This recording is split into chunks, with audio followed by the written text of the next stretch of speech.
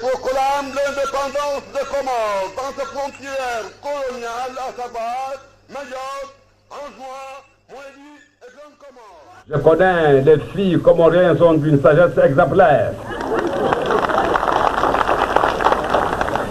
Les garçons sont quelquefois tapageux, mais ils ont de la patience.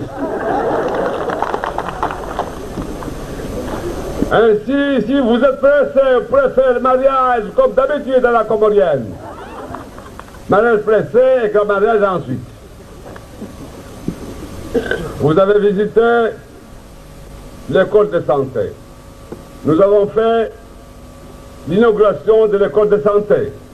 C'est ainsi que cette école de santé nous a permis de faire d'hôpital pour donner des vaccins aux enfants, que j'ai vaccinés personnellement.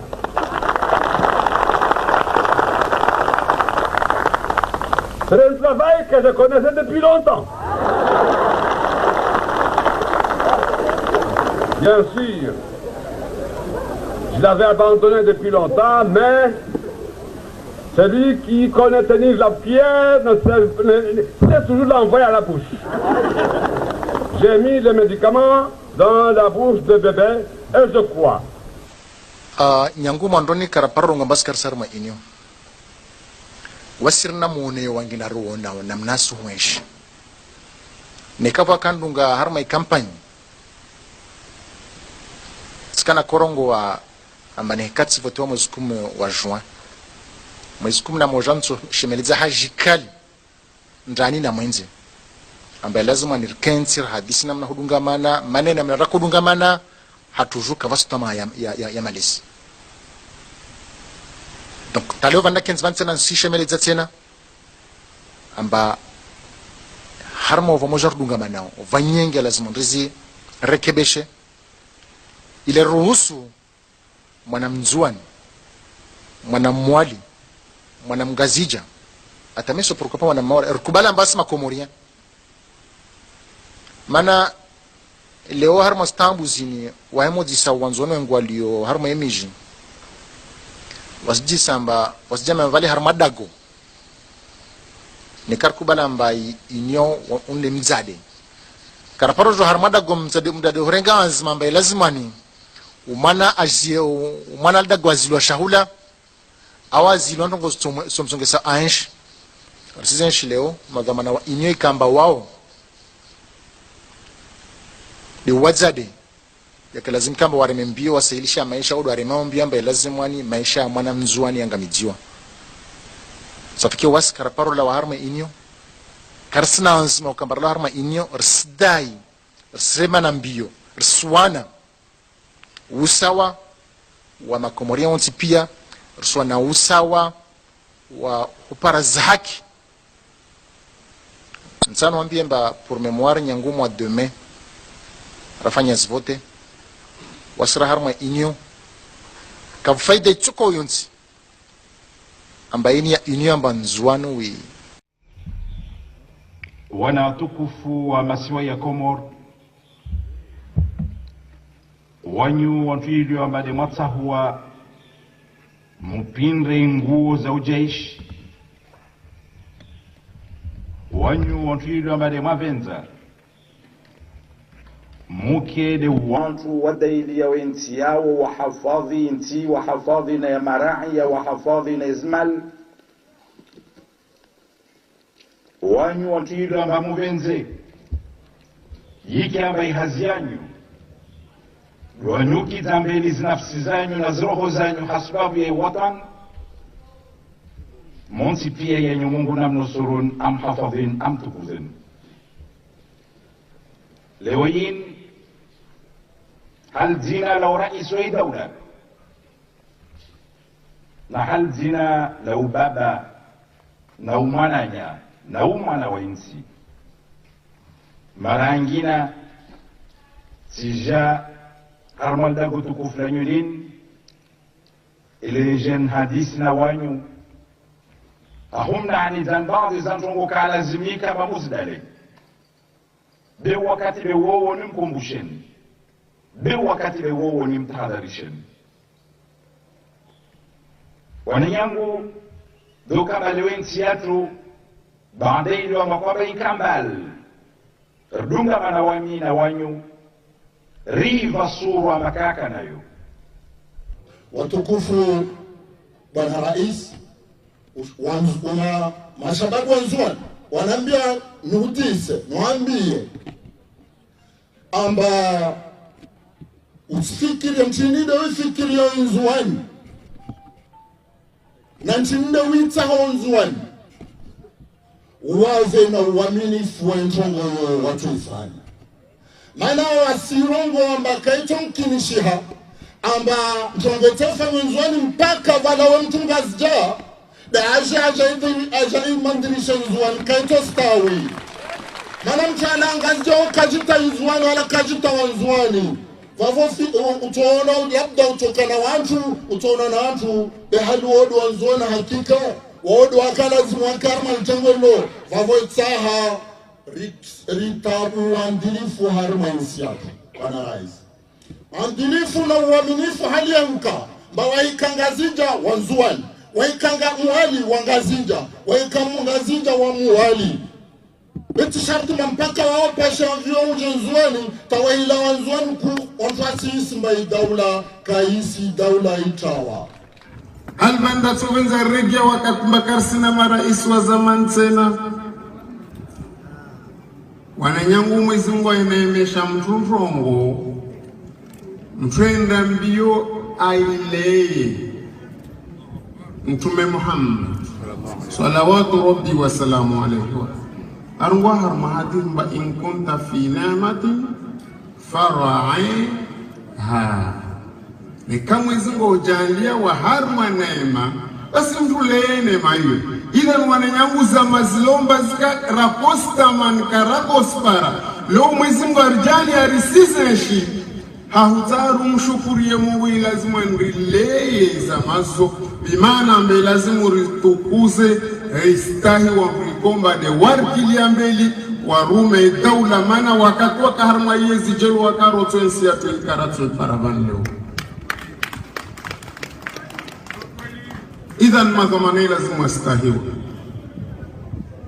beha marangi na leo imaha ishashini ya viravani wananyangu risenshi ndongo mbakafsi mtakasifikir mbastoka leo sona madhamana wa daula waspulwa sheo wastezwa sheri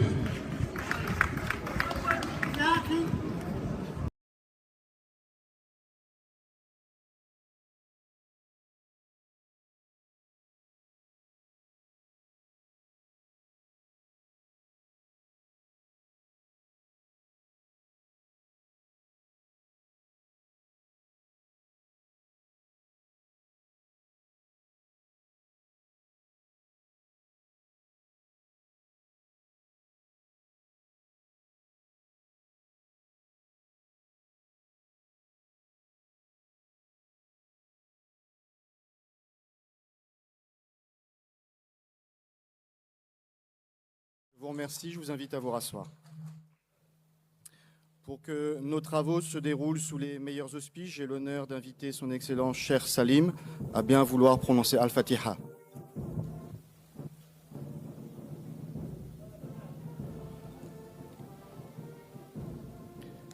Merci. J'invite à présent M. Abdulrahman Mustafa à bien vouloir nous donner lecture de versets du Saint-Coran.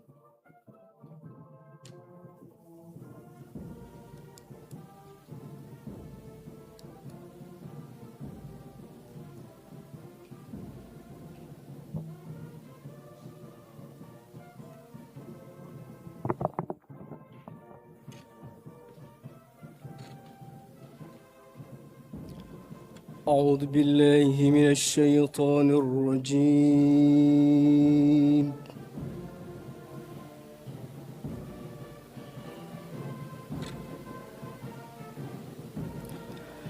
بسم الله الرحمن الرحيم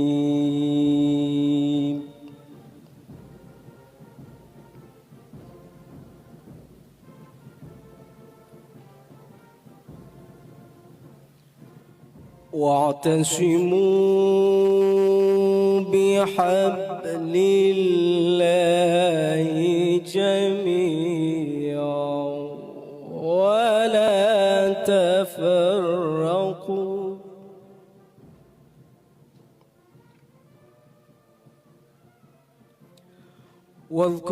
واذكروا نعمة الله عليكم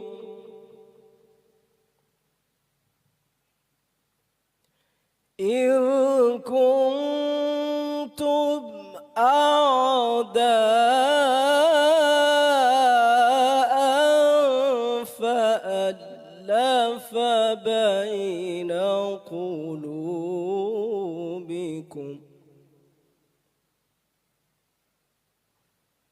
فأصبحتم بنعمته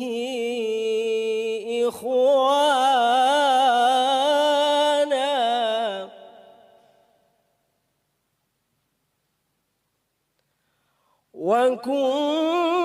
وكنتم على شفا حفرة من النار فأنقذكم منها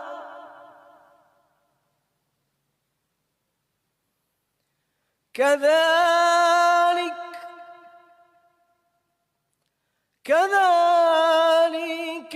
يبين الله لكم آياته كذلك يبين الله لكم آياته لعلكم تهتدون الله أكبر بسم الله الرحمن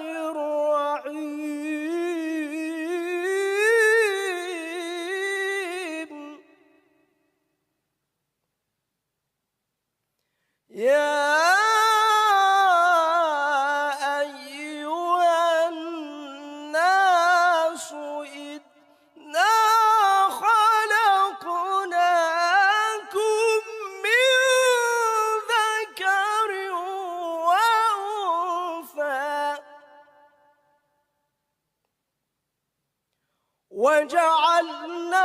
وجعلناكم شعوبا وقبائل لتعارفوا إن أكرمكم عند الله أتقاكم إن الله عليم خبير صدق الله العظيم.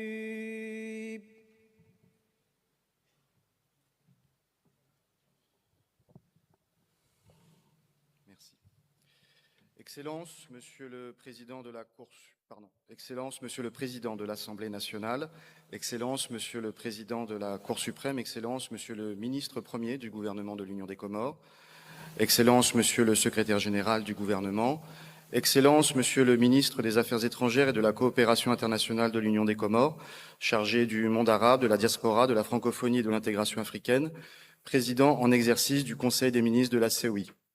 Excellence, Madame la Ministre des Affaires étrangères, de la République de Madagascar, Excellence Madame la ministre déléguée auprès du ministre de l'Europe et des Affaires étrangères de la République française, chargée de la francophonie, des partenariats internationaux et des Français de l'étranger, Excellence Monsieur le ministre délégué aux Affaires étrangères, à l'intégration régionale et au commerce international de la République de Maurice, Excellence Monsieur l'ambassadeur représentant le ministre des Affaires étrangères et de la diaspora de la République des Seychelles, Excellences Mesdames et Messieurs, les membres du gouvernement de l'Union des Comores, Monsieur le gouverneur de l'île de Ngazidja, Monsieur le secrétaire général de la Commission de l'océan Indien, Mesdames et Messieurs les membres de l'Assemblée nationale, Mesdames et Messieurs les représentants des partenaires et observateurs auprès de la COI et membres du corps diplomatique, Mesdames et Messieurs les officiers permanents de liaison des États membres auprès de la COI, Mesdames et Messieurs les responsables des institutions nationales, distingués invités, Mesdames et Messieurs, bonjour, assalamu alaikum wa rahmatullahi wa barakatuh. Merci d'avoir répondu à l'invitation de la présidence comorienne de la Commission de l'océan Indien à la 40e session ordinaire du Conseil des ministres de la COI. Nous avons l'honneur d'être accueillis au Palais du Peuple, siège de l'Assemblée nationale, qui est un signe de l'importance donnée à notre rencontre, qui est par ailleurs la toute première session ordinaire du Conseil des ministres de notre secrétaire général, le Dr Norbert Richard Ibrahim, que j'invite à bien vouloir prendre la parole au pupitre de l'autre côté de la scène. Merci.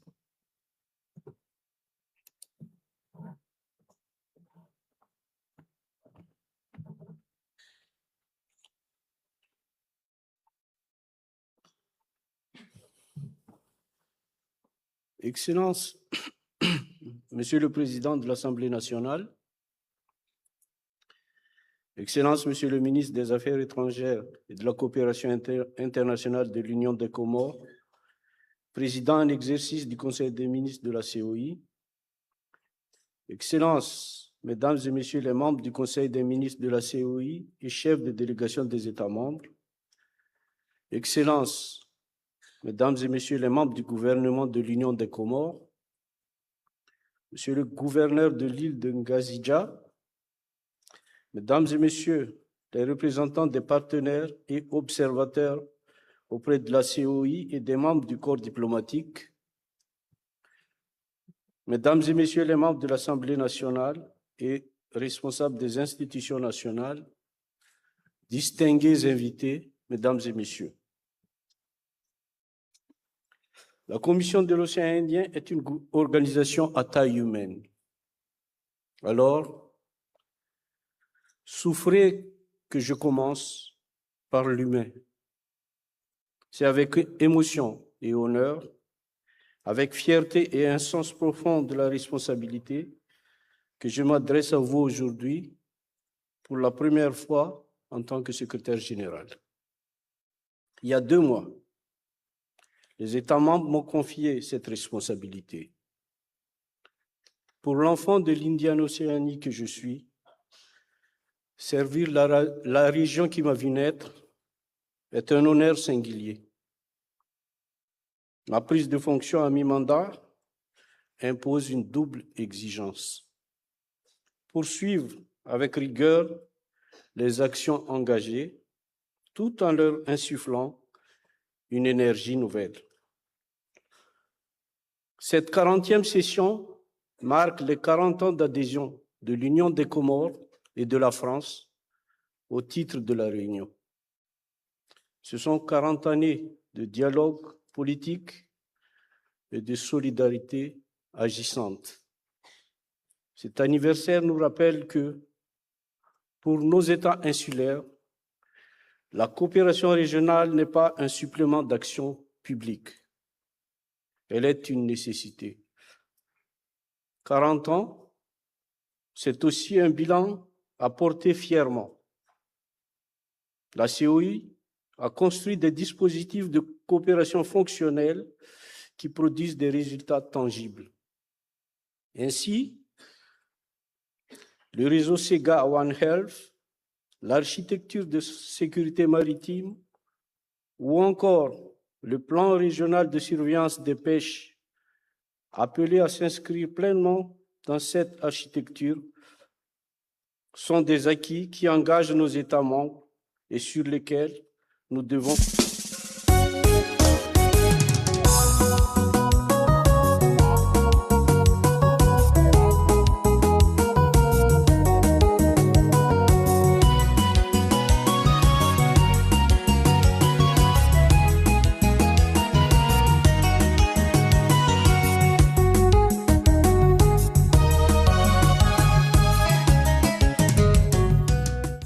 continuer à bâtir.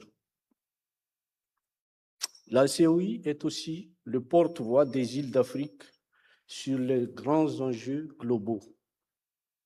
Pour cela, elle doit pouvoir s'appuyer sur des actions coordonnées de ses États membres et l'appropriation de ses populations. Sur le climat en particulier, nous assumons pleinement ce rôle, notamment en appui à la Commission des États insulaires d'Afrique sur le changement climatique.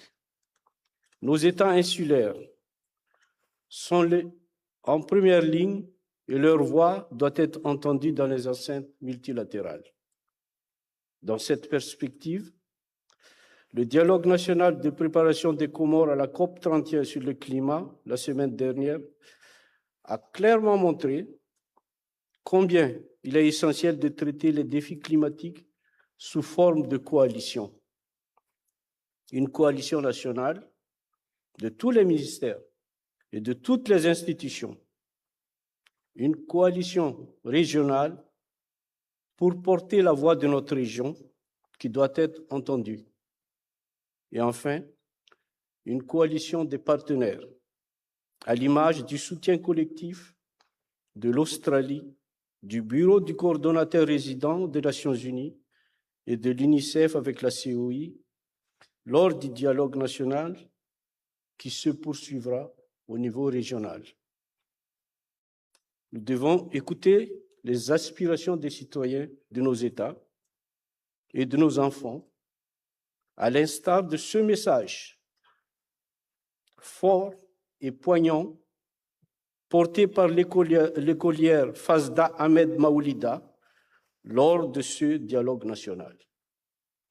Cette idée de coalition sur le climat, comme sur d'autres sujets, doit devenir la norme si nos îles veulent être visibles et audibles en Afrique et à l'international. Ce rôle de porte-voix, nous l'assumons aussi en matière de promotion de la stabilité et de la gouvernance dans le respect des souverainetés nationales. Pour cela, je plaide pour un dialogue renforcé avec l'Union africaine, la SADC, le COMESA et l'OIF, parce que la plus-value de la COI réside dans sa connaissance intime de nos États membres qui partagent une langue, une histoire, une géographie, en bref, une culture commune. Excellences, Mesdames et Messieurs, en mai dernier, le séminaire sur notre programme Horizon 2030 a été l'occasion d'un dialogue renouvelé et franc avec les représentants des États membres et nos partenaires. Ces échanges nous ont permis de mieux saisir les opportunités de l'appui de l'Union européenne et de l'AFD autour de focales stratégiques: la gouvernance de l'océan, la sécurité alimentaire, la lutte contre le changement climatique, nos dispositifs emblématiques que j'évoquais et la défense de nos intérêts insulaires. Ce dialogue est à poursuivre. Il est le gage d'une appropriation pleine de nos programmes par les États. Pour ce faire, il y a une priorité qui se double d'une urgence.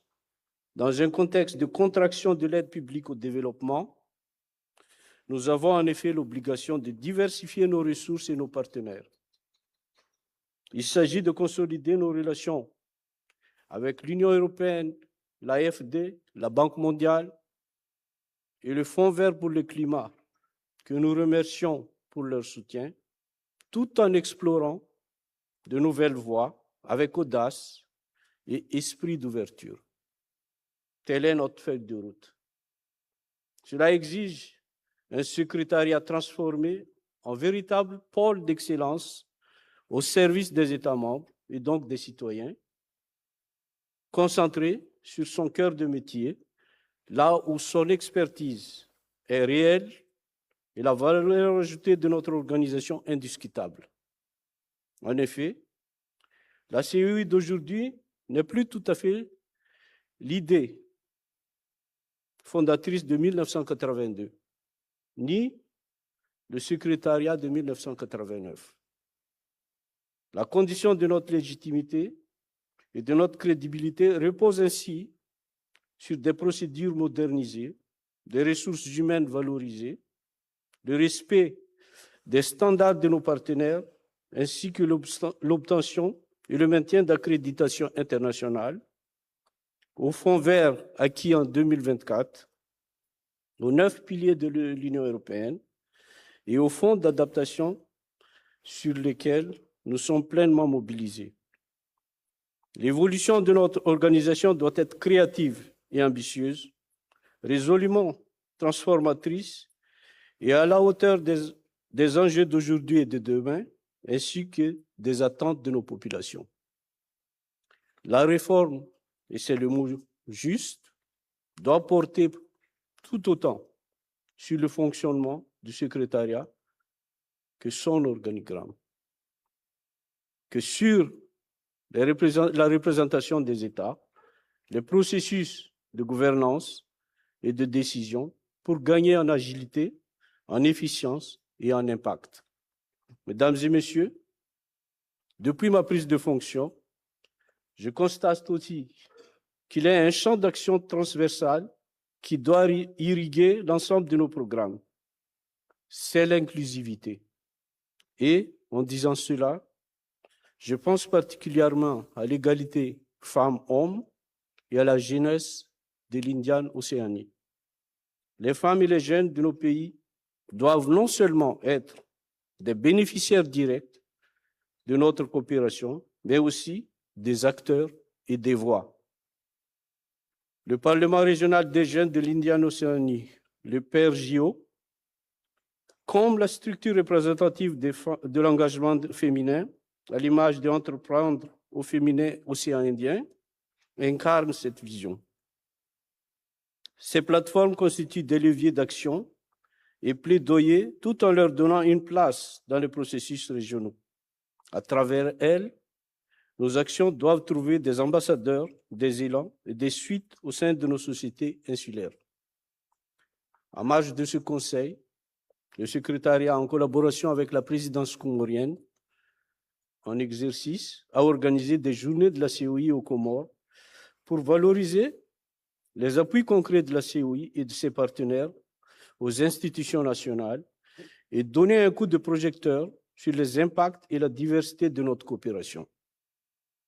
Exposition au CNDRS, conférences débat à l'université, remise d'équipements à la sécurité civile, dévoilement des lauréats exploits, lancement d'un guide pratique sur les industries culturelles et créatives sont autant d'expressions concrètes de ce que la COI produit avec ses États membres et ses partenaires, notamment l'UE et l'AFD, au bénéfice des institutions et populations. Excellences, Mesdames et Messieurs, les dossiers soumis à ce Conseil sur la sécurité maritime, la surveillance des pêches, la santé, la réduction des risques, la connectivité, l'économie bleue et circulaire, les industries culturelles, la sécurité alimentaire, la gouvernance et la modernisation institutionnelle témoignent de l'ambition et de la diversité de notre action régionale. Permettez-moi d'y ajouter 2 dossiers stratégiques qui sont pleinement d'actualité.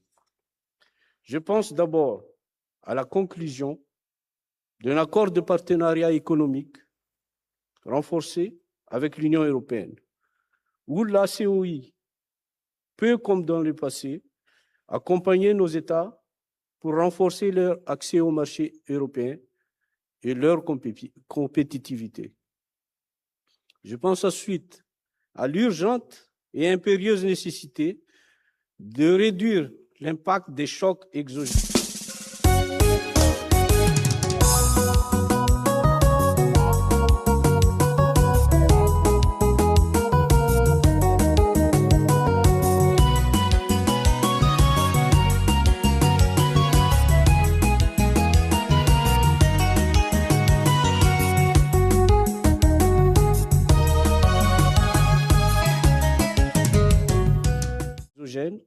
comme on le vit en ce moment.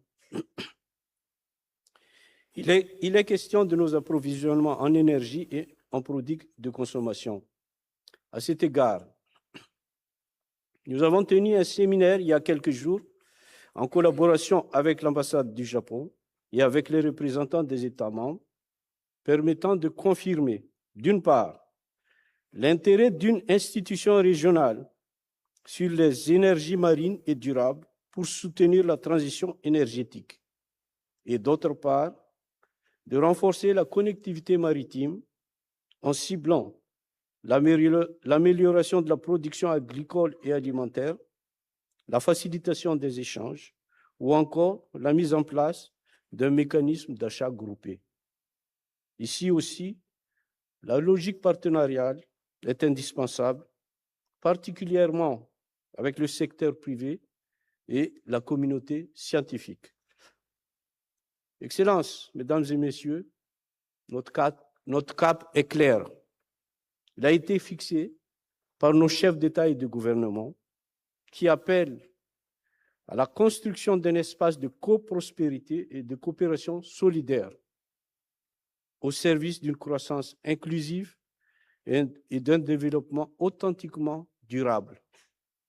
Je conduirai cette mission dans le respect de vos orientations, dans l'esprit de confiance, de pragmatisme et de solidarité qui fait la force de notre organisation. Je vous remercie de votre attention. Merci, Monsieur le Secrétaire général, pour votre message très riche qui campe les enjeux de notre Conseil des ministres, notamment sur la modernisation institutionnelle et les partenariats, ainsi que sur nos actions thématiques en matière de climat, sécurité maritime, santé ou encore pêche. Vous avez notamment mis l'accent sur l'inclusivité, à savoir l'égalité femmes-hommes, mais aussi la jeunesse, que nous mobilisons, notamment à travers le Parlement des jeunes de l'Indiane-Océanie, dont des membres sont ici présents avec nous ce matin, et que vous vous le rappellerez, que nous avons lancé officiellement l'an dernier à l'Assemblée nationale des Seychelles, dont j'invite le chef de délégation, monsieur l'ambassadeur Nicolas Préa, à bien vouloir prendre la parole pour son discours. Merci.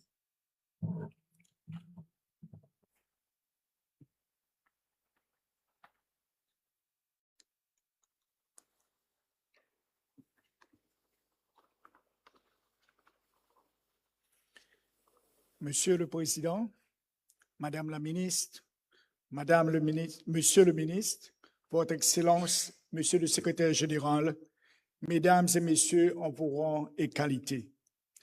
Je voudrais avant tout vous présenter les excuses du ministre Barry Ford, qui, en raison d'un empêchement, n'a pas pu être de nôtre à ce conseil auquel il tenait tant.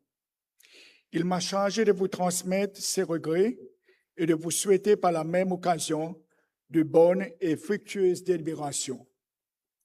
En ce qui me concerne, je suis très honoré de porter la voix des Seychelles à cet important conseil. De même, je suis flatté et fier de côtoyer de ma toute première représentation officielle comme ambassadeur de la République des Seychelles. Les illustres représentants des peuples frais de l'océan Indien avec lesquels je partage tant de liens affectifs. C'est dit tout l'honneur et la joie que je prouve à siéger à ce conseil pour œuvrer de concert avec vous afin de rendre notre organisation encore plus dynamique et plus forte. Puisque l'occasion s'y prête, permettez-moi aussi d'adresser mes sincères remerciements aux autorités comoriennes. D'abord pour l'accueil chaleureux qu'elles nous ont réservé dans leur beau pays. Et ensuite, pour avoir bien voulu mettre à disposition toutes les facilités pour que ce conseil se tienne dans les meilleures conditions. Je salue la présence parmi nous du Dr Ibrahim Norbert Richard, notre nouveau secrétaire général, qui assiste aussi comme moi à son premier conseil des ministres. Je voudrais saisir l'occasion pour lui réitérer nos souhaits de plein succès en lui renouvelant l'assurance de notre plein soutien de la décharge de ses fonctions. Monsieur le Président, je ne serai pas long. Je voudrais dire simplement que je considère ce 40e Conseil aux Comores comme un retour aux sources. En effet, Moroni a été le théâtre de bien de grands rendez-vous diplomatiques et politiques ayant marqué l'histoire de notre organisation ainsi que celle de la communauté des petits États insulaires en développement. Comme vous savez, c'est ici qu'ont eu lieu le 4e sommet de notre organisation, la dernière retraite ministérielle et la conférence ministérielle des États insulaires africains sur l'économie blé et l'action climatique. C'est ici aussi qu'a été lancé le processus de Moroni, l'initiative diplomatique et climatique majeure plaçant les États insulaires et côtiers d'Afrique au centre de l'action climatique et de l'économie bleue. C'est toujours ici qu'a été adoptée la déclaration de Moroni sur l'avenir de la COI. C'est donc ce solide socle que nous sommes appelés à renforcer à travers nos délibérations, parce que plusieurs des projets de décision qui nous sont proposés plongent les racines de celles prises lors des réunions précitées. Aussi, je formule le vœu que ce 40e Conseil de notre instance renoue avec cette riche tradition de prise de décision importante pour l'avenir de notre organisation. Monsieur le Président, notre organisation se trouve à la croisée des chemins. Elle change de statut, ce qui a des conséquences sur les États membres. Nous devons donc les assumer. Cependant, la COI doit faire un effort pour mener des actions à fort impact et rendre celles-ci plus visibles et plus lisibles auprès de nos populations. Par COI, j'entends à la fois le secrétaire général et les États membres, car la COI, c'est nous. Je suis heureux de constater que les sujets inscrits à l'ordre du jour de notre réunion et les projets de décision afférents abondent de ce sens. Je vous remercie de votre attention.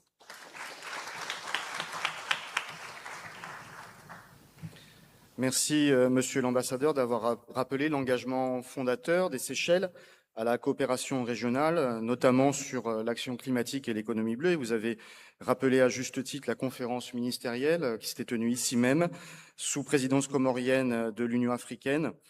Vous avez également rappelé l'engagement des Seychelles qui se matérialise aussi dans le domaine de la sécurité maritime, notamment à travers l'architecture régionale qui a été établie depuis 2018, mais également dans le domaine de la surveillance des pêches qui bénéficie par ailleurs du soutien de l'Union européenne, mais également de la région Réunion, ce qui m'amène naturellement à céder la place à Madame Eleanor Carrois, ministre déléguée auprès du ministre de l'Europe et des Affaires étrangères pour son discours. Madame.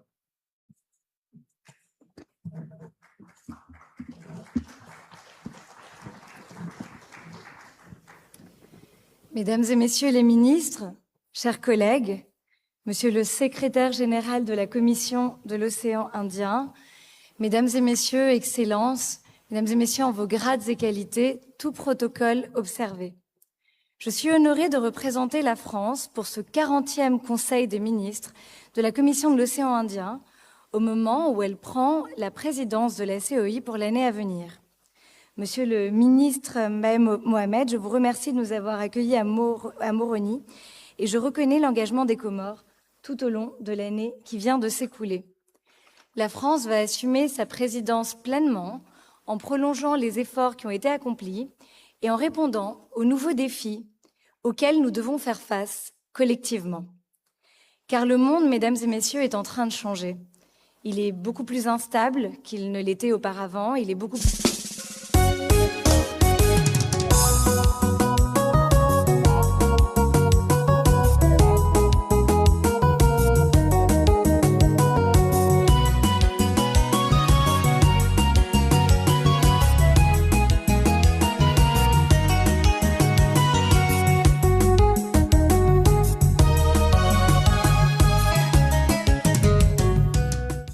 imprévisibles, et je pense que nous faisons tous ce même constat.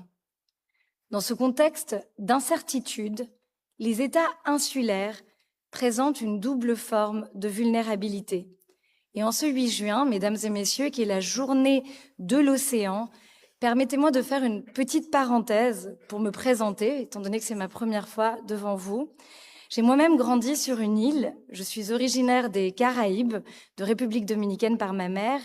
Et enfant, j'ai vu les dégâts de plusieurs ouragans, notamment un majeur, l'ouragan George en 98. J'ai vécu aussi une crise inflationniste en 2004. Toutes mes rentrées scolaires, comme les vôtres probablement, étaient placées sous les éléments. On se demandait si on allait pouvoir retourner à l'école ou si on allait devoir faire face à un nouveau cyclone. Alors même si c'est loin et c'est pas la même expérience, c'est aussi quelque chose qui me parle, et c'est aussi pour cela que je me suis engagée pour la protection de l'océan, en travaillant à constituer une coalition de parlementaires à travers le monde, dont certains de vos pays, pour permettre la ratification du traité BBNJ, le traité de la haute mer, un traité majeur qui a été ratifié et entré en vigueur dans un temps record. Car la géographie des îles, si elle a ses avantages, elle est aussi parfois au détriment de leur résilience à ces chocs majeurs. Et c'était un thème prioritaire du Forum des îles que la France avait coprésidé avec Maurice il y a 1 an, jour pour jour, et qui nous avait réunis à Nice, car la France est un État de l'océan Indien très engagé à plusieurs titres, et elle est évidemment très consciente de ces enjeux. Nous considérons d'ailleurs qu'une partie de la solution, des solutions qui doivent être trouvées, se trouve dans la solidarité régionale. Et c'est aussi pour cette raison que nous contribuons de manière majoritaire à la Commission de l'océan Indien, à travers de nombreux projets dans la région que nous cofinançons à vos côtés, et avec l'Union européenne, des programmes qui vont de la gouvernance à la culture, en passant par l'environnement et le climat. Des responsables de l'Agence française du développement figurent aussi parmi la délégation qui m'accompagne ce jour. Et c'est parce que nous devons affronter ces défis ensemble qu'il est important de ne laisser aucun territoire de côté. C'est la seule position réaliste si l'on veut répondre efficacement à tous nos problèmes régionaux. Une crise majeure sévit non loin d'ici, c'est l'épidémie d'Ebola dans la région des Grands Lacs. Et comme vous le savez, mesdames et messieurs, les maladies ne connaissent aucune frontière et nous ne pouvons laisser une brèche dans notre défense commune. C'est pourquoi nous souhaitons assurer de manière pragmatique, en tant que voisins et partenaires, l'intégration de Mayotte dans notre instance. Ce sera l'une des priorités de la présidence française, comme l'a indiqué le ministre il y a quelques jours. Parmi nos autres priorités, et je le disais en introduction, la France souhaite perpétuer les efforts actuels de la COI dans les domaines les plus stratégiques. Nous devons travailler ensemble pour protéger nos populations dans cette région. Cela veut dire suivre les engagements qui ont été pris lors du dernier sommet, notamment sur la question de la sécurité alimentaire. Cela veut dire aussi, et je le disais en introduction, protéger l'océan et donc garantir la sécurité, la sûreté maritime et mieux gérer les ressources halieutiques. J'ai dit ensuite qu'il faudrait répondre aux défis qui se présenteront, et certains le sont déjà, comme la banalisation des phénomènes climatiques extrêmes, et il faudra améliorer notre gestion des risques naturels. Ce sont autant de sujets pour lesquels notre organisation dispose d'une réelle valeur ajoutée et de moyens d'agir très concrètement pour tous les peuples. Avant de conclure, je souhaite adresser un salut tout particulier à notre nouveau secrétaire général, le Dr Ibrahim Norbert Richard, qui prend la tête de notre organisation à un moment charnière. Son engagement sera déterminant pour tracer la voie vers un avenir durable pour la Commission de l'océan Indien.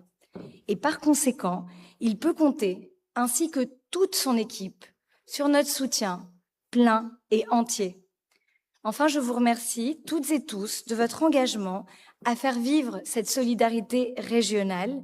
Notre ambassadeur à Moroni, M. Étienne Chapon, prendra formellement ma suite durant une partie de sa journée pour clôturer nos travaux. Vous pouvez compter sur son plein engagement. Ensemble, faisons de ce Conseil des ministres un moment productif et constructif pour la Commission de l'océan Indien, pour tous les États membres et pour l'avenir de nos populations. Je vous remercie. Merci, Madame la ministre déléguée. Vous avez notamment beaucoup insisté sur les bouleversements nouveaux, les défis dans un monde instable et qui sont des défis plus particuliers pour les États insulaires comme les nôtres. Vous avez ainsi souligné en ce 8 juin... Votre mandat, Monsieur le Secrétaire général, débute à un moment charnière, je dirais. Alors que notre région, comme vous savez très bien, mesdames et messieurs, fait face à des mutations profondes, qu'il s'agisse de la résilience climatique ou énergétique, de la sécurité maritime, et nous avons un souci pour la pêche et aussi pour le contrôle de la drogue dans nos îles.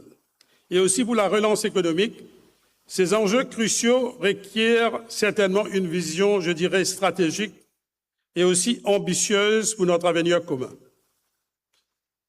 Pour le passage de témoin, à l'heure où l'Union des Comores s'apprête à transmettre le flambeau de la présidence du Conseil des ministres de la CEI à France Réunion, je tiens à saluer l'empreinte significative laissée par sa gouvernance, par une diplomatie de dialogue et de pragmatisme qui est très, très important. Monsieur le Président, vous avez su guider notre organisation vers des avancées concrètes sur des chantiers prioritaires, qui est très important de savoir les priorités, renforçant ainsi la résilience et la solidarité de notre espace insulaire. Cette présidence, je dirais constructive, même très constructive, Monsieur le Président, témoigne du rôle moteur des Comores dans l'émergence d'un avenir régional partagé, oui, mais aussi durable et prospère. Quant à la catastrophe, nous avons aussi prouvé la fraternité. Votre Excellence, Madame Nandiaye, c'est avec une profonde émotion que j'exprime notre solidarité envers Madagascar, durement frappée en février dernier par le cyclone dévastateur Giussani. S'agissant des pertes humaines, de nos frères et nos sœurs, des milliers de déplacés et de destruction massive de la Grande Île, Maurice ne pouvait rester insensible. C'est pourquoi, fidèle aux valeurs de fraternité et surtout de solidarité qui lient nos deux pays de l'océan Indien, nous avons immédiatement répondu à l'appel de solidarité en apportant une contribution financière, je dirais, certes modeste, madame, mais sans doute avec beaucoup de cœur pour soutenir la mission de secours, d'urgence et de reconstruction. Cette catastrophe nous rappelle le besoin urgent de renforcer notre résilience commune face au changement climatique. Et d'ailleurs, cela va être une des thématiques au cours de cette journée de travail. Que voyons-nous aussi qu'il faut mettre à l'emphase en ce moment de crise, la guerre du Golfe. La guerre du Golfe a rappelé avec force, mesdames et messieurs, que même les crises lointaines ne s'arrêtent jamais aux frontières des grands blocs géopolitiques, malheureusement. Elles ont frappé de plein fouet des États insulaires de l'océan Indien, surtout nous. Nos économies, malheureusement tributaires des importations énergétiques et des voies maritimes, ont immédiatement subi le choc de la hausse des cours du pétrole, de l'explosion des coûts du fret et de la désorganisation des chaînes d'approvisionnement. Et comme vous savez très bien, mesdames et messieurs, plusieurs de nos pays ont également connu un ralentissement du tourisme, comme à Maurice et ailleurs, secteur vital pour nos économies, en raison des incertitudes géopolitiques et du climat d'insécurité qui prévalait alors au niveau international. Nous voyons aussi, très important à faire ressortir, une vulnérabilité structurelle. Et cette vulnérabilité structurelle, c'est à nous de le résoudre. Ce conflit a tragiquement mis en lumière la vulnérabilité structurelle de nos États insulaires face au monde secoué par de tels événements. Les tensions inflationnistes ont durement affecté le quotidien de nos populations. Loin d'être un simple problème sectoriel, cette épreuve a forgé une certitude pérenne. Pour survivre et s'épanouir, mesdames et messieurs, nous devons...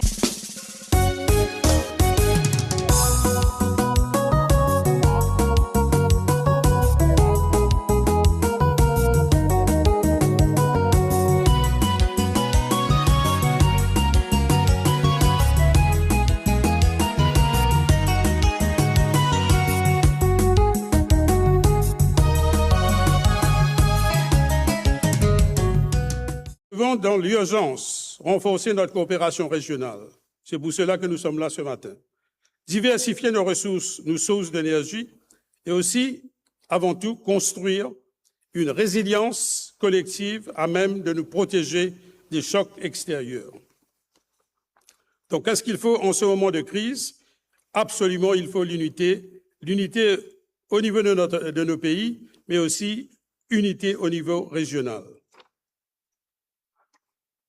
La fragilité des marchés mondiaux et le blocage régulier de nos chaînes logistiques nous imposent une évidence, mesdames et messieurs. C'est quoi?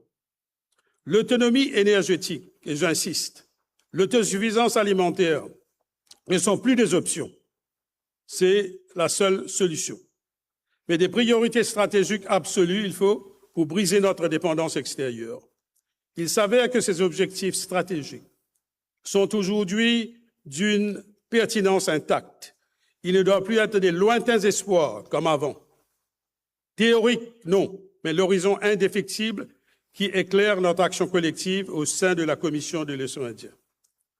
Autre point très, très important, mesdames et messieurs, c'est la question de la sécurité alimentaire qui s'impose comme un enjeu du premier plan pour nos États. Malheureusement, on doit faire aussi notre autocritique. Malgré les leçons du Covid, on n'a pas appris grand-chose. Maintenant, il faut bouger. Nous devons rétablir nos capacités d'offre pour la remise en état de nos infrastructures de production nationales, diversifier nos sources d'approvisionnement et mieux mettre en synergie les mécanismes régionaux de préservation et de distribution alimentaire. Donc, face à ces crises, mesdames et messieurs, qu'est-ce qu'il faut? Évidemment, il faut une réponse régionale. Dans ce contexte, il nous appartient de bâtir une réponse régionale interconnectée, très très important, solidement ancrée sur une complémentarité économique. Il n'y a pas de compétition. Et si compétition il y en a, il faut une compétition saine et dans la fraternité, mais surtout, là, il faut voir cette complémentarité.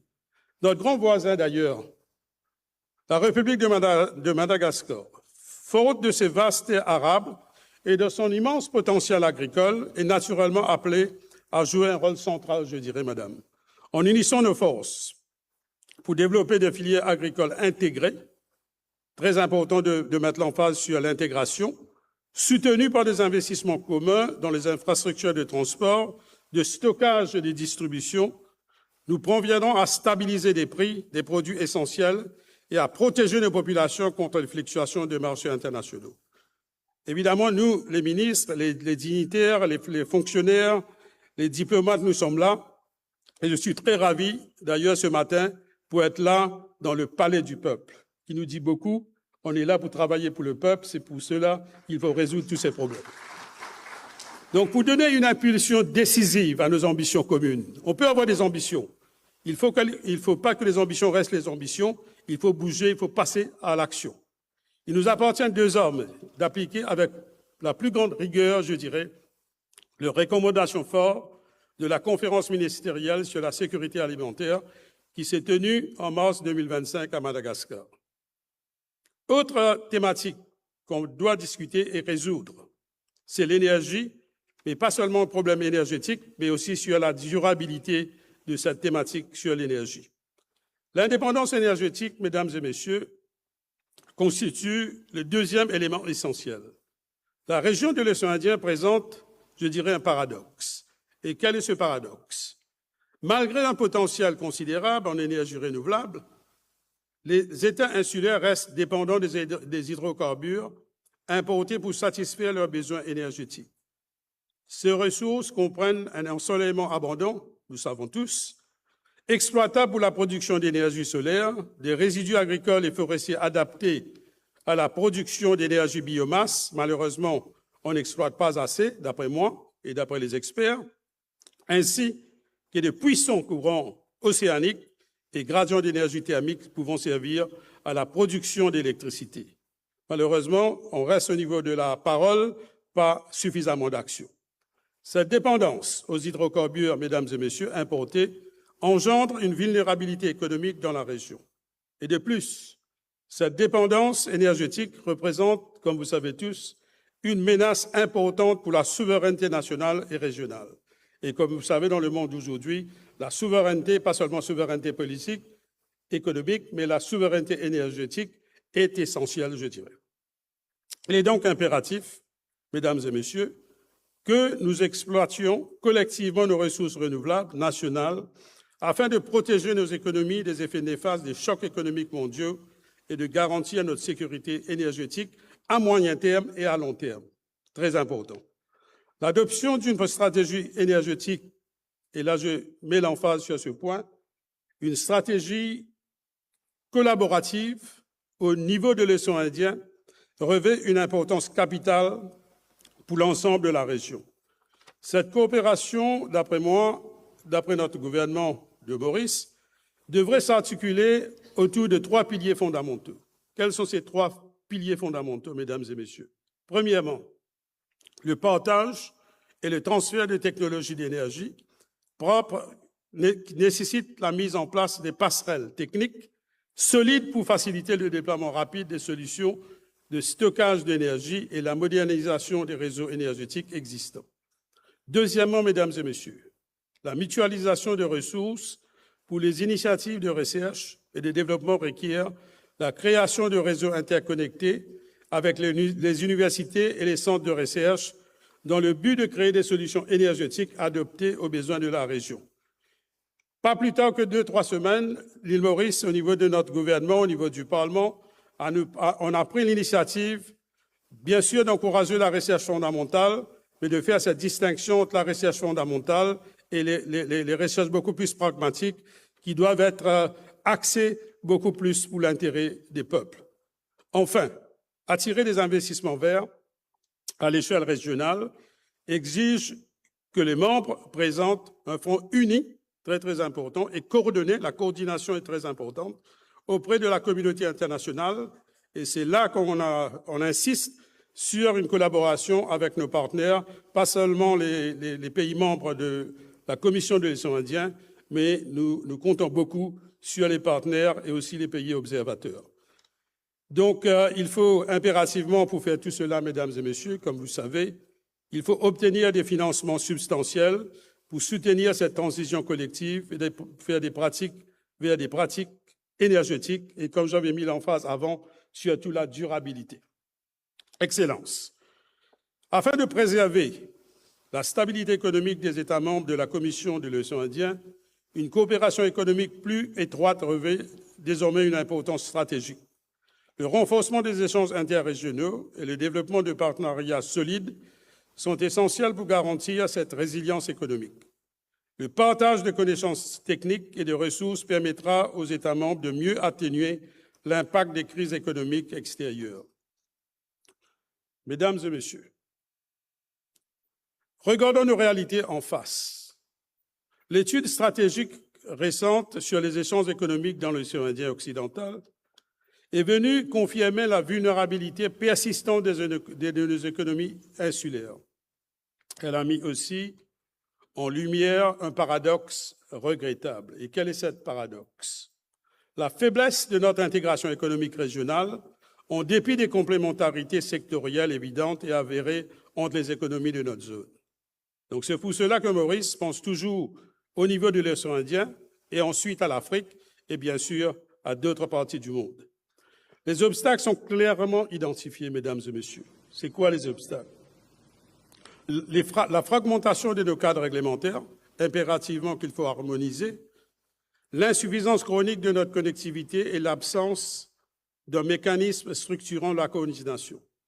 Tout cela appelle, de notre part, mesdames et messieurs, une réponse collective beaucoup plus ambitieuse, cohérente et orientée vers des résultats concrets. Et là, je mets l'emphase sur des résultats concrets. Le temps n'est plus aux simples consultations. Le temps n'est plus seulement aux paroles. Maurice, mesdames et messieurs, soutient.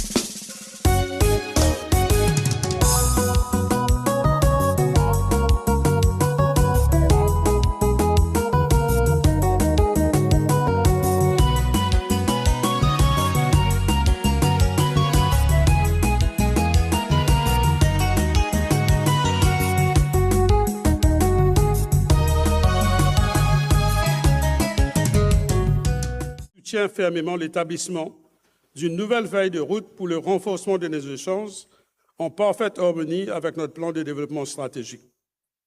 Disposons-nous enfin de ce cadre régional capable d'organiser, d'accélérer et de rendre pleinement visible l'intégration économique de notre région.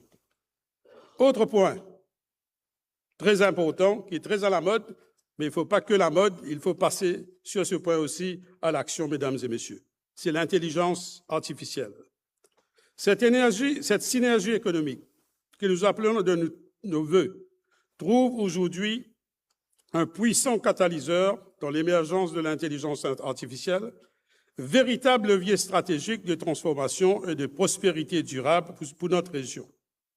L'intelligence artificielle, mesdames et messieurs, est de plus en plus reconnue comme un moteur essentiel de la croissance économique et du développement durable de notre région.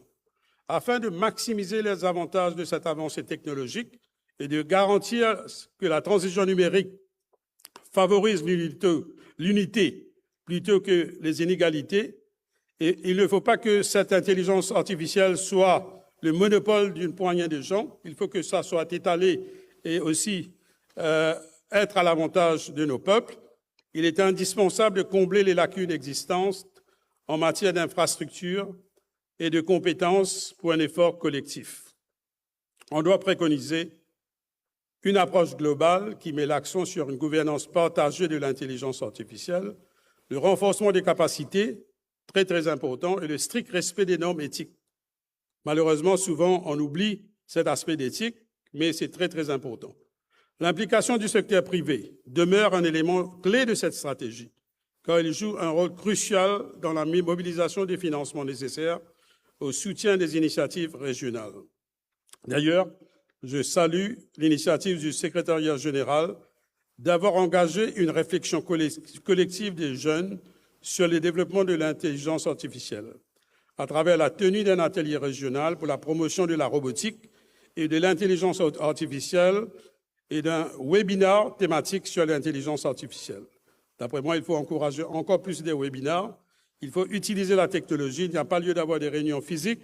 On peut faire beaucoup de choses à travers le webinaire. Pour terminer, mesdames et messieurs, j'accueille aussi la décision du comité des OPL à mandater le secrétariat général pour l'élaboration d'une stratégie régionale de l'intelligence artificielle de l'océan Indien. Cette stratégie devrait harmoniser les politiques, à optimiser les partages de ressources et à promouvoir des initiatives inclusives qui garantissent que les avantages de l'intelligence artificielle soient accessibles à tous les membres de la communauté, favorisant ainsi une croissance et un progrès partagé dans toute la région. En bref, mesdames et messieurs, saluons les acquis de la COI. Je suis d'accord, notre gouvernement est d'accord qu'on a fait beaucoup, mais il faut aussi faire notre autocritique pour être plus performant et efficient. C'est très, très important pour chaque sou dépensé. D'ailleurs, nous remercions les pays amis et aussi les autres entités qui nous aident. Donc, d'après moi, il faut dépasser les paroles pour passer aux actes. Comme on dit en anglais, let us walk the talk. Très important. Travaillons d'abord pour mettre nos peuples de chaque pays, aussi les peuples de l'océan Indien et aussi de l'Afrique et bien sûr de l'humanité tout entière. Merci pour votre attention, mesdames et messieurs. Merci.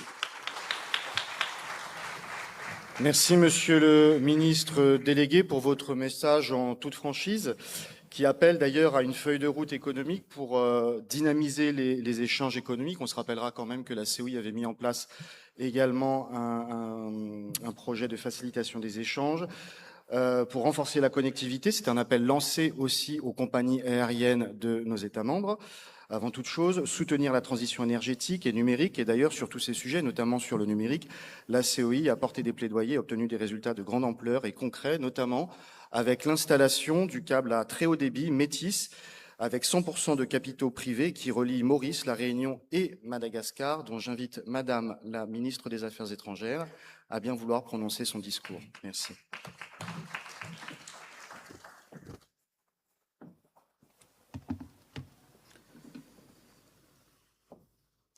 Excellences, Monsieur le Président de l'Assemblée nationale de l'Union des Comores, Excellences, Monsieur Mbaye Mohamed, ministre des Affaires étrangères et de la coopération internationale, du monde arabe, de la diaspora, de la francophonie et de l'intégration africaine, président en exercice de la Commission de l'océan Indien, Excellences, Madame et Messieurs les membres du Conseil des ministres de la COI et chefs de délégation,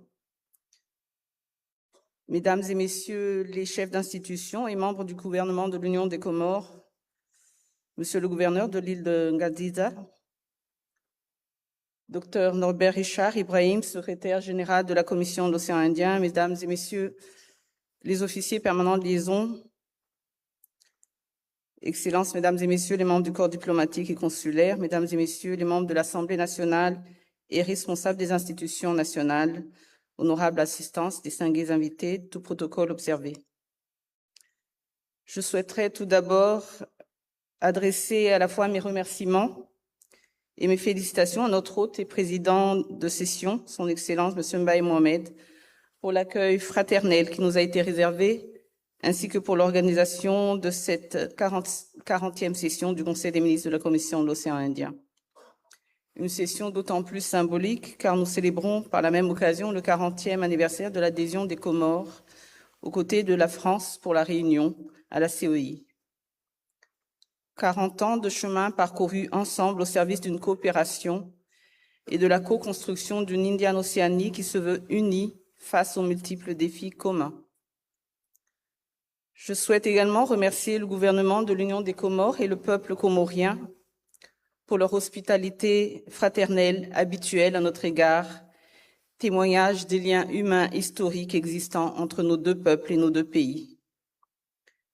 C'est également un réel plaisir convaincu que son expérience et sa vision insuffleront une nouvelle dynamique à notre coopération régionale, je salue la participation et la prise en main rapide qui a été faite par Dr Norbert Richard Ibrahim pour sa première fois à notre Conseil des ministres en tant que secrétaire général de la COI. Je saisis enfin cette occasion pour saluer la qualité de la préparation en amont de cette session ministérielle par nos officiers permanents de liaison et l'ensemble de l'équipe du secrétariat général. Excellences, Mesdames et Messieurs, je suis honorée de prendre part aujourd'hui à ces travaux pour la première fois en qualité de membre de ce Conseil des ministres et porter ainsi la voix de Madagascar quant à son appréciation du chemin parcouru, mais également sur les attentes et les préoccupations face aux enjeux et aux défis de notre sous-région. L'occasion pour moi de réaffirmer la ferme volonté de mon pays d'œuvrer pour une coopération régionale résolument marquée par un esprit de solidarité, de respect mutuel et porteuse d'espoir et d'opportunités pour nos populations. Cette coopération dictée par notre proximité géographique et nos intérêts communs, qui se veut toujours plus ambitieuse, se doit aujourd'hui, au regard du contexte international complexe et incertain, marqué par des mutations rapides et profondes et des tensions géopolitiques croissantes, être basée sur des partenariats solides et mutuellement bénéfiques. Les multiples conflits dans le monde et les tensions géopolitiques, qui plus est les tensions au Moyen-Orient, ont des impacts certains sur notre région, sur notre sécurité, sur nos marchés, notre économie et sur le quotidien de nos populations. La hausse des coûts liés au transport des marchandises, la volatilité des prix de l'énergie, les perturbations des chaînes d'approvisionnement et les tensions inflationnistes importées, les risques d'insécurité accrus dans nos ports, dans notre espace maritime, sont autant de sujets qui nous interpellent. Est-il en effet besoin de rappeler que plus de 80% du commerce mondial de pétrole transite dans l'océan Indien, dont une part significative passe par le détroit d'Ormuz et le golfe d'Aden. Les répercussions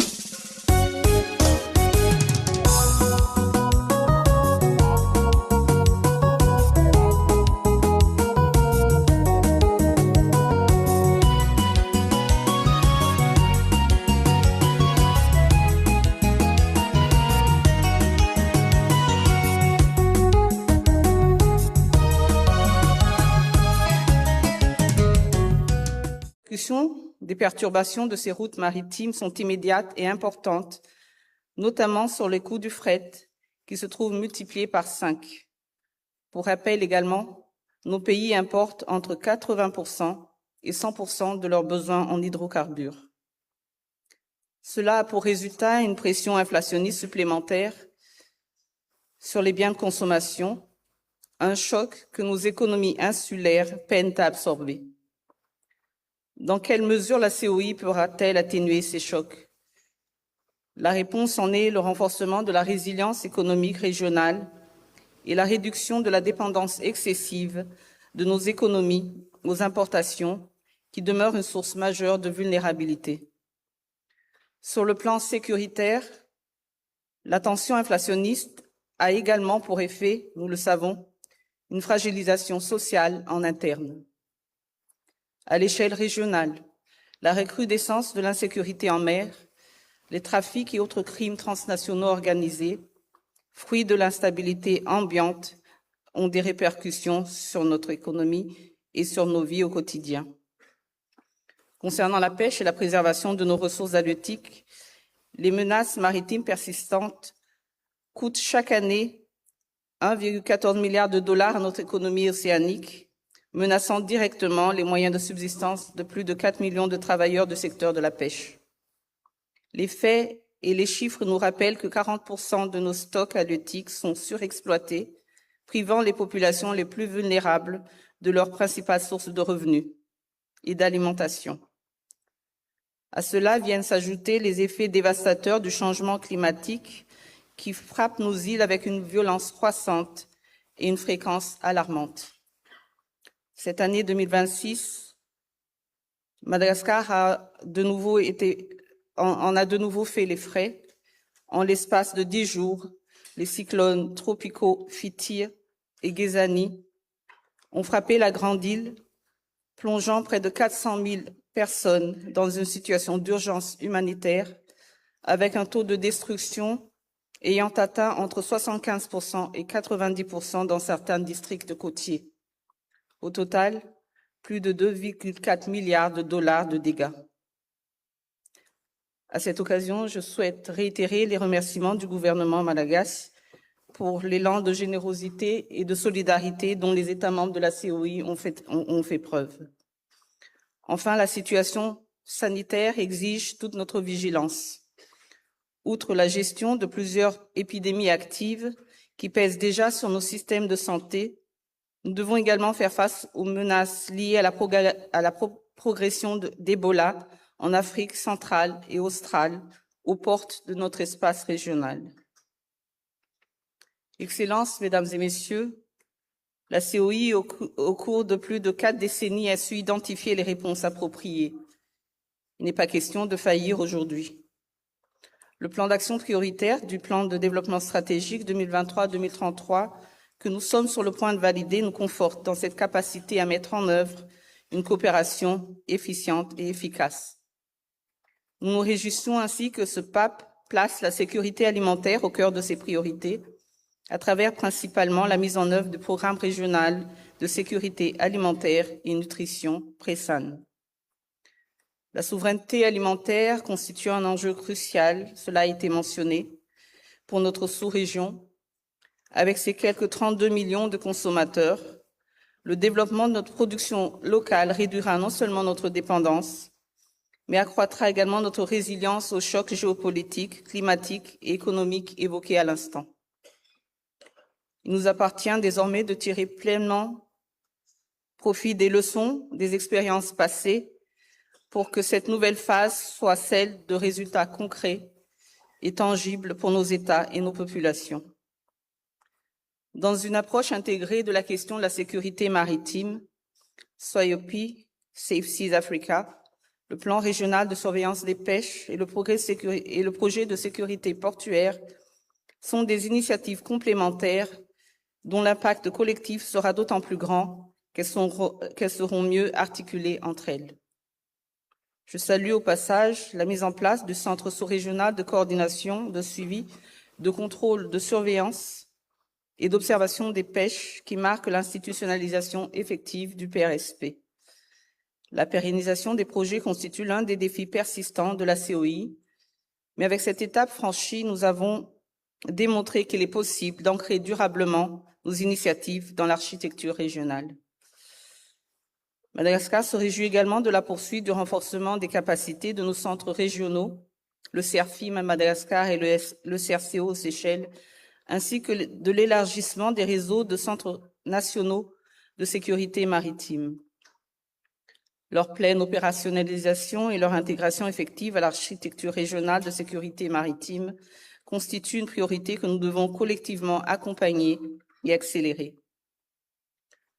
Par ailleurs, face aux catastrophes climatiques, à travers la mise en œuvre des projets Hydromet et renforcement de la résilience et gestion de la réponse aux catastrophes de l'océan Indien, Madagascar soutient l'initiative en vue d'un renforcement des mécanismes régionaux de réponse coordonnée aux risques de catastrophes.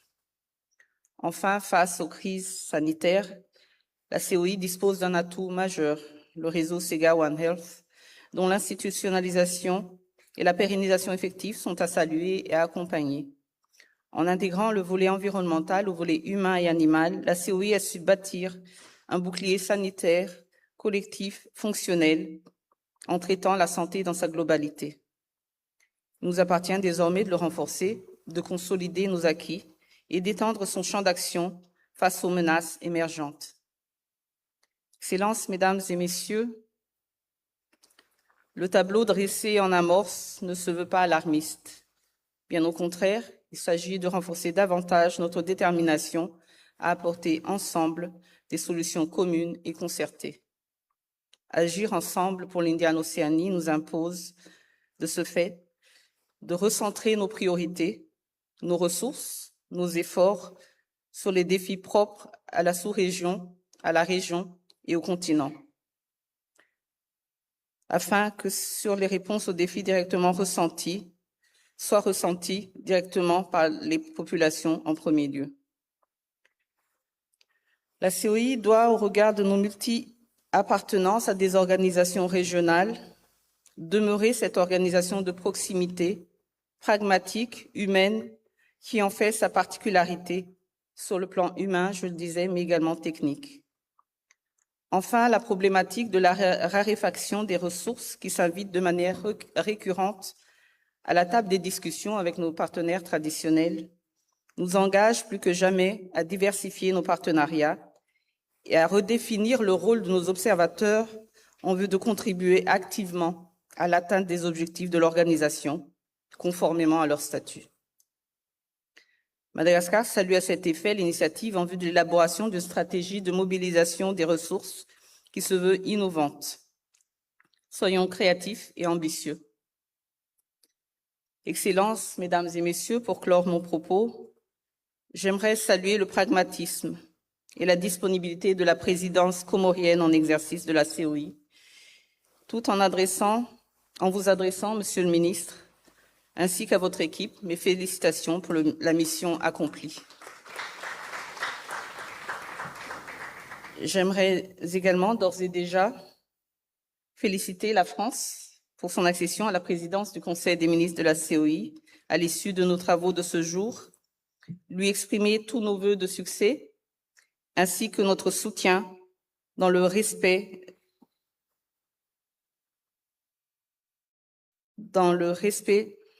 excusez-moi.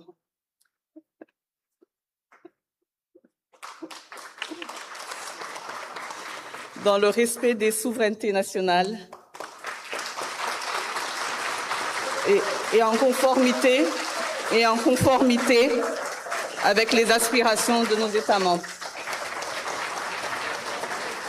Je voudrais enfin remercier nos partenaires et observateurs dont l'appui aux efforts des États membres, au premier rang desquels l'Union européenne qui nous accompagne dans notre modernisation, dont l'appui aux États membres accroît la portée de nos actions.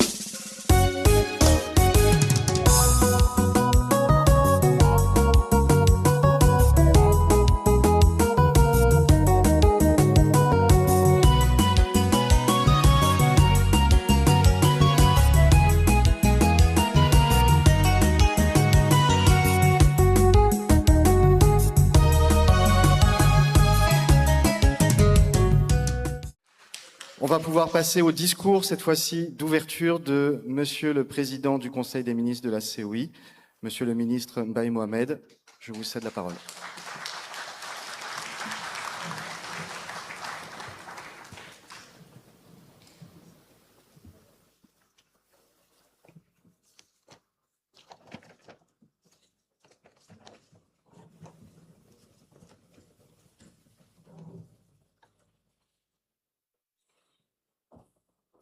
Très honorable Monsieur le Président de l'Assemblée nationale, Excellences Monsieur le Président de la Cour suprême, Excellences Mesdames et Messieurs les ministres chefs de délégation, Excellences Mesdames et Messieurs les membres du gouvernement de l'Union des Comores, Monsieur le Secrétaire général du gouvernement, Monsieur le gouverneur de l'île d'Ngazidja, Mesdames et Messieurs les membres de l'Assemblée nationale, Mesdames et Messieurs les officiers permanents de liaison des États membres auprès de la COI, Monsieur le Secrétaire général de la Commission de l'océan Indien, Mesdames et Messieurs les responsables des institutions nationales, Mesdames et Messieurs les représentants des partenaires et observateurs auprès de la COI, Excellences, Mesdames et Messieurs les membres du corps diplomatique, distingués invités, honorable assistance, envoi, grade et qualité, Excellences, Mesdames et Messieurs.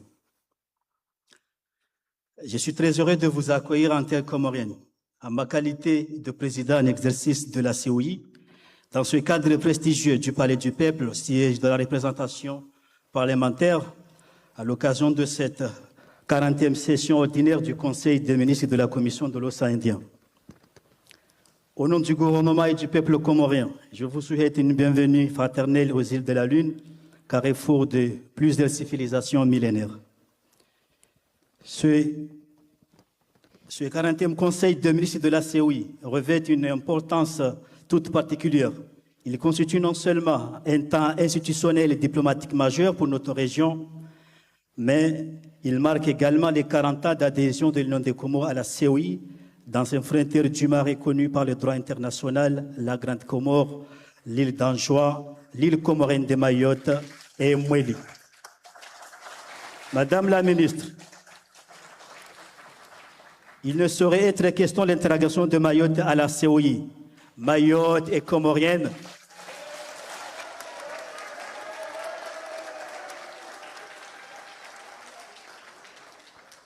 Mayotte est comorienne conformément à la résolution de l'Assemblée générale qui a permis notre archipel de devenir un pays indépendant composé de 4 îles, Grande Comore, Mwali, Ngazidja et l'île comorienne de Mayotte, le 6 juillet 1975.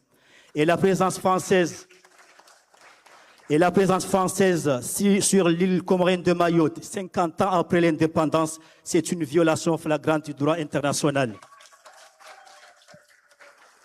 Nous demandons à la France de respecter les souverainetés des États et le droit international.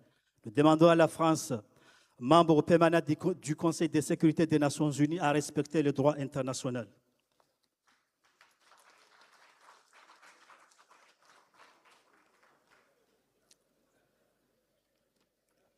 Dans un monde où la division et les divergences de vie sont de plus en plus récurrentes, notre organisation fondée sur la base de solidarité et la coopération de proximité doit plus que jamais renforcer sa cohésion et affirmer son unité d'action au service de nos peuples. Le contexte international nous appelle à plus de convergence sur les problématiques vitales pour assurer le développement de nos pays et de la sous-région. Excellences, Mesdames et Messieurs, notre Conseil va nous offrir l'opportunité d'échanger sur une quinzaine de sujets qui appellent à des décisions et à des orientations stratégiques pour notre organisation. Il nous reviendra alors d'œuvrer dans un esprit d'écoute et de dialogue respectueux de nos textes et des valeurs fondatrices de notre maison commune. Parmi les points que nous aurons abordés au cours de nos travaux, vous me permettez d'en relever quelques-uns qui ont une portée politique évidente. Le premier point, c'est la coopération économique et commerciale. Nos États insulaires, qui sont particulièrement affectés par les chocs externes, il est urgent que nous nous accordions sur des mécanismes communs d'atténuation de ces impacts. Il s'agira d'avancer concrètement sur la mise en place d'un dispositif d'achat groupé de produits de première nécessité, convaincre nos compagnies aériennes nationales à collaborer pour une connectivité régionale améliorée et mobiliser enfin les secteurs privés pour produire davantage dans la région et pour la région. Le second point concernant la sécurité. Sans sécurité, sans stabilité, il ne peut y avoir ni progrès économique ni social. À cet égard, la CEI a établi une architecture régionale de sécurité maritime, prometteuse et porteuse de résultats tangibles, avec l'appui de l'Union européenne et surtout la contribution des États signataires. L'Union des Comores croit fermement à cette architecture régionale. C'est ainsi que le gouvernement comorien a créé un centre national de l'action de l'État en mer qui témoigne de son engagement politique et opérationnel en la matière. Face à la multitude de risques et de crimes en mer, nous devons conjuguer nos efforts pour sécuriser les routes maritimes qui traversent notre région. Le troisième point relève de nos biens communs. Nos États insulaires sont des trésors de biodiversité, mais ils sont aussi directement exposés aux risques de catastrophes et aux effets du changement climatique dont ils sont les premières victimes. Nous devons alors porter une voix commune dans les forums internationaux en mobilisant les partenaires pour renforcer nos capacités nationales et pour déployer des solutions adaptées face à l'ensemble de ces menaces. Le quatrième point est d'ordre institutionnel. Notre organisation est un outil opérationnel de proximité. La retraite ministérielle de Moroni sur l'avenir de la CEI, qui s'est tenue en août 2019, a posé le jalon de la modernisation institutionnelle et fonctionnelle de la CEI. Ce chantier a beaucoup avancé et il faudra parcourir les derniers kilomètres pour parachever nos efforts et nos visions. L'appui historique et de longue durée de nos différents partenaires, notamment l'Union européenne et l'Agence française de développement, a été le signe d'un partenariat fructueux de confiance qu'il convient d'apprécier à sa juste valeur. Néanmoins, au regard du contexte international actuel, il nous faut aussi faire preuve de pragmatisme et de détermination pour diversifier et élargir le champ des partenaires. L'Union des Comores, acteur du monde arabo-musulman, reste entièrement disposée à soutenir les efforts du secrétariat général à s'ouvrir à de nouveaux partenariats en accompagnant l'élargissement géographique et institutionnel et diplomatique de notre organisation au bénéfice de tous. Excellences, Mesdames et Messieurs, ces quelques points ne sauraient résumer de manière exhaustive la contribution de la présidence comorienne en exercice aux travaux de notre Conseil des ministres. Nos travaux nous amèneront aussi à débattre de sujets urgents comme la santé et les risques épidémiques, dont Ebola, qui met en alerte nos services nationaux ainsi que les réseaux Segawan Health de la CEI. Ces travaux nous offriront également l'occasion de réaffirmer collectivement notre engagement à faire avancer la coopération régionale dans le respect de nos textes et des principes fondateurs de notre organisation. Excellences, Mesdames et Messieurs, l'Union des Comores croit aux vertus du jeu collectif.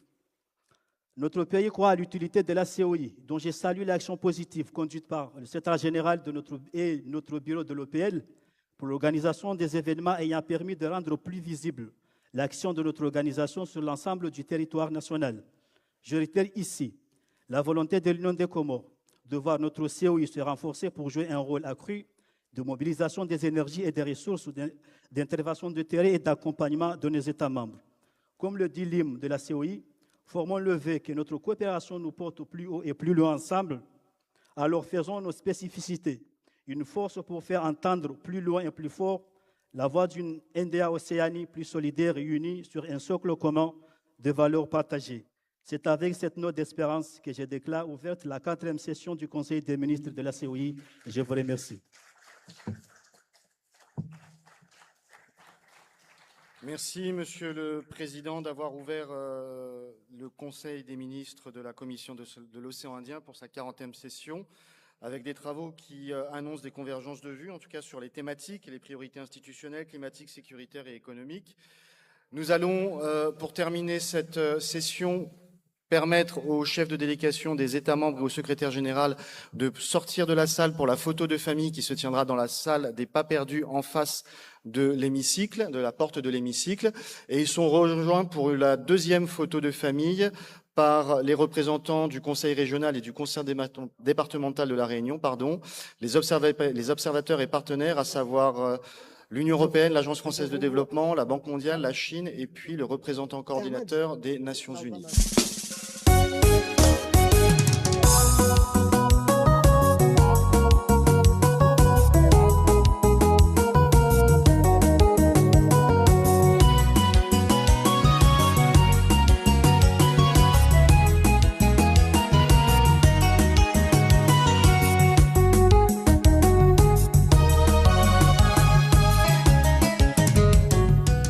Gracias. Mesdames et messieurs, je vous en prie, vous pouvez aller dans la salle des pas perdus pour la photo de famille. watukufu ikauridunga harma imakatiano harma le jumba la makala la hamramba malani kao kuendelea umkonsi watsanganya mawazir waweza habari za bonze waweza ntikao rekauzetu kurban yo Madagascar wajau Seychelles Maurice Faransa hawakili wa hawakili wa samahani ne siwa la Larinyo ikao diskuru mpala mwana zendelea obanubano oskole onu hamwiso mwishilia waziri waweza habari za bonze wa nchi ya Komoro Mbaye Mohamed hadhukuru ya ukaya yemasiwa ya Komor yomane ranzi domo hashiwi na majana rangu domo hashiwi majana shenda na mengofukara na nsano ikao yeshaft ya hena sonzuni wazionesa ya ukaya ye Komor yomasi wa mane ranzi de sko dana leo mwana wajau kots ku la kaya holiho yembushin yani de mwana mshe waziri wa habari za bonze wa hensi ya bushini hadhukuru wajau yauka ye Faransa nano wandu kaundo wale harmali kumangilinu wa hifadhi wajau ye mipaka ya ujoka hena wandu waste ye mipaka kaundo waloniyo ya ujwa ukaya ye masiwa yonsi uhusu ye mipaka ya hezensi banambal iyo wajib Rwanda zinu zistahilo wanjia harma ye matamko yao hakari ziono wosita hena mru harenge funvu huja ye mwanzishi jimla uongozo ye seoi emakatianu ikao Ibrahim riwishia letina hena no wandu panda bwana ikao ndo warenga funvu watukuru ya ukaya ye mipaka ngia wajib ya ukaya ye makatianu wandu wajuse masa hau ye media hauka ye mipaka ya barini udukuru ye hawa wajau ngia wajib haukaya wenji ngwabirao watina utundi inde mana ikao ye security maritime wajau neze faida ikao ngazilindao harma bahari zikabaoni harma ye matamko yano wajau harma ye waziri ya dominishi wa habari za bonze harma nchi ya Komor Mbaye Mohamed habilia ya ukaya oskwaleonu walihondo mguo kirasmi wa hema hafadiano harma le jumba la makala la Mramba ngabojeni la wanamada zinji kabisa ikao mwingoni mwizo ngabo inetumo ngabo wajau ye maisha maziro ikao ngaremao ye masiwa hawiye dunia kamil hasibabu denkodo ikaonge endeleo harma zensiza hemo eneria ikawetendelewa ni Marekani kwa jamba ye Iran wao na wana ne Israel zinu isababisha ya ukae maisha ya badiliha kabisa harma zensi ikao uswan wana watiti hama ndasiri junrao msikao zinzize ni bahari abo ne saukaya izibali wao bidwa bonze harma wasu bonze wasu ni harma nsi hama ndasi ngizo wajibu engi abo tukufu garjanda na mulisani ka uskwaleo unu wakati ikaongo muhimu masuala menjinga joka baoni unono wajonge bidobe bliwa yenge garjomba ya ukaya gamjodu ngazi hazizin haukaya ngazi yonda harma mahadisi uskwaleo kabisa harma zensi ikawo kwa junda unu baraza la makala Mramba ngamjuzi ona husoni ingi abo watukufu garjomla naiba na anje mandruvu ya ukaya riwasuli riwana ni siku ya satsena nasi ngarjombo Mwenyezi Mungu ya ortese emakatiano washida umunishiani ezijiro harma ye madara.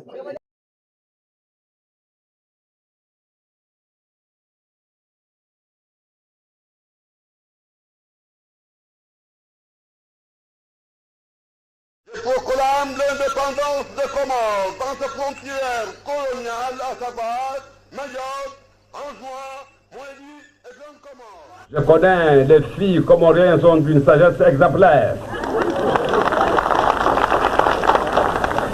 Les garçons sont quelquefois tapageux, mais ils ont de la patience.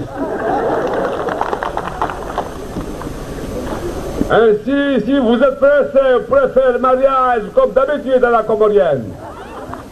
Mariage pressé et comme mariage ensuite.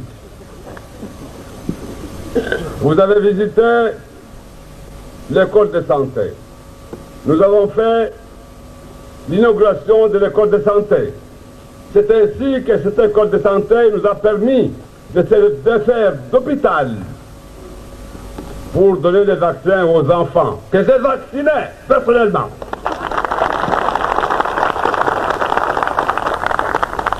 C'est un travail que je connaissais depuis longtemps.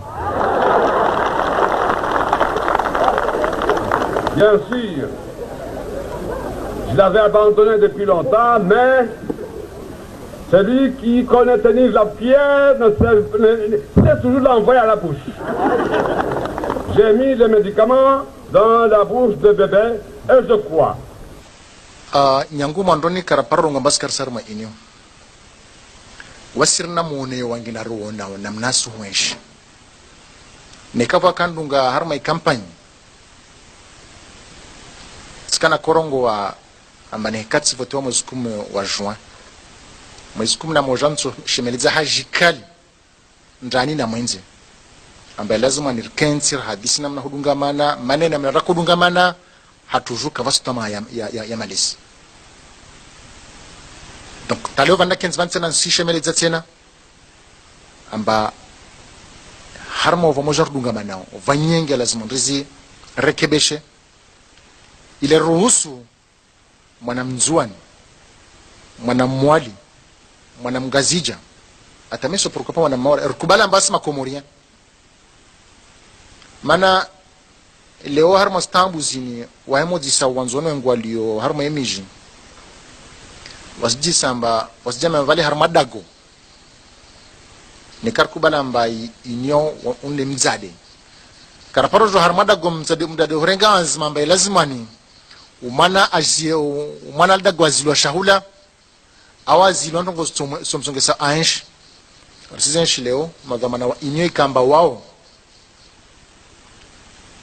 ni wazade yake lazim kamba waremembio wasailisha maisha au waremambia mba lazimwani maisha mwana mzuani angamijiwa safike was karaparo la harma inyo karsna ansma ukambara la harma inyo rsdai rsema na mbio rswana usawa wa makomoria onti pia rswana usawa wa upara zaki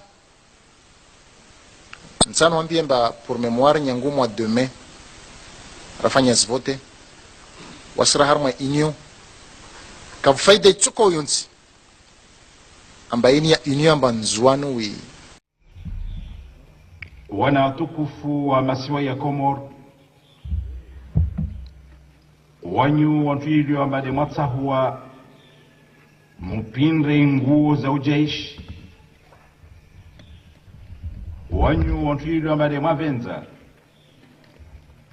muke de wantu wadaili ya wenti yao wahafadhi inti wahafadhi na ya marai ya wahafadhi na izmal wanyu wantuilio amba muvenze yiki amba ihazi yanyu wanyuki zambeli zinafsi zanyu na zroho zanyu hasbabu ya watan monsi pia yenye Mungu namnusurun am hafadhin am tukuzin lewayin hal zina lau rais wa dawla na hal zina lau baba na umwananya na umwana wa insi marangina sija harmal dago tukufu nyulin ile jen hadis na wanyu ahumna ani zanbaadhi zantongo kalazimika mamuzdale be wakati be wowo nimkumbusheni be wakati be wowo nimtahadharisheni wanyangu doka balewensi yatu baadaye ndio makwaba ikambal dunga manawami na wanyu riva sura makaka nayo watukufu bwana rais wana mashababu wanzuani wanaambia nihutise mwambie amba usifikiri mchinide ufikiri ya nzuani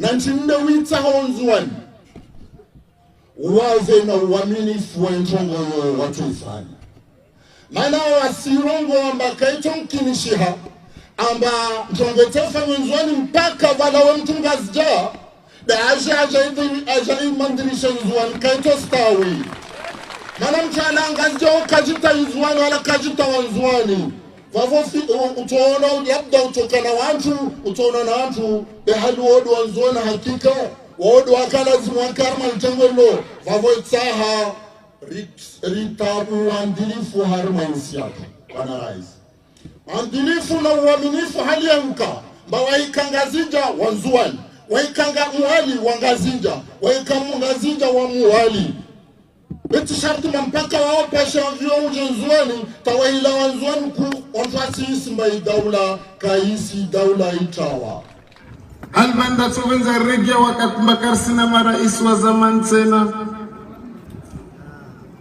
wananyangu Mwenyezi Mungu anaemesha mturongo mtwenda mbio aileye Mtume Muhammad salawatu rabbi wa salamu alayhi arwa har mahadir ba in kunta fi ni'matin fara'iha ni kama Mwenyezi Mungu ujalia wa harma neema basi mtule neema hiyo ila wananyanguza mazilomba zika raposta man karapospara leo Mwenyezi Mungu arjali arisizeshi hahutaru mshukurie Mungu lazima ndileye za mazo bimana mbe lazima ritukuze istahi wa kulikomba de warkili ambeli warume daula mana wakatwa kaharma yezi jelu wakaroto ensi ya tuelikaratwe paravan leo idhan madhamane lazima stahiwa beha marangi na leo imaha ishashini ya viravani wananyangu risenshi ndongo mbakafsi mtakasfikir mbastoka leo sona madhamana wa daula waspulwa sheo wastezwa sheri